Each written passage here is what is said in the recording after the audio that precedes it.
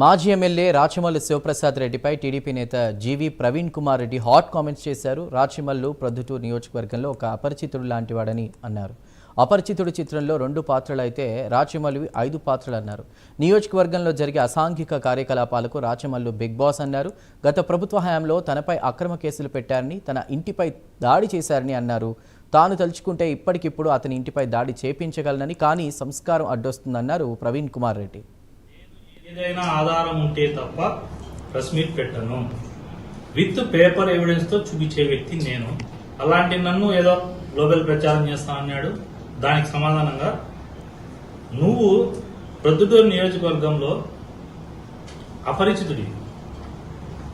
అపరిచితుడు సినిమాలో క్యారెక్టర్.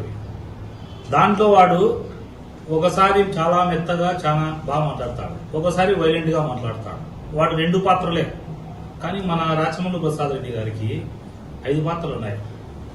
ఒకటి ఆయనకు 2 సరిపో మాట్లాడతా. తెలుగుదేశం పార్టీ వాళ్ళ మీద ఎవరి మీద నేను కక్ష సాధింపు చర్యలు తీసుకోలే, ఎవరి మీద కేసులు పెట్టలే అన్నాడు.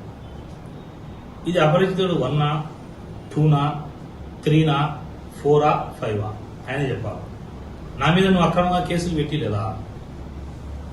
రెండోది ఏమన్నాడు, ప్రొద్దుటూరులో శాంతి భద్రతలు నేను చాలా బాగా పెట్టినా, వ్యాపారస్తులు గాని ఎవరికే గాని ఇబ్బందులు కలిగించలే, అభివృద్ధి పదంలో పొద్దులు నడిపించి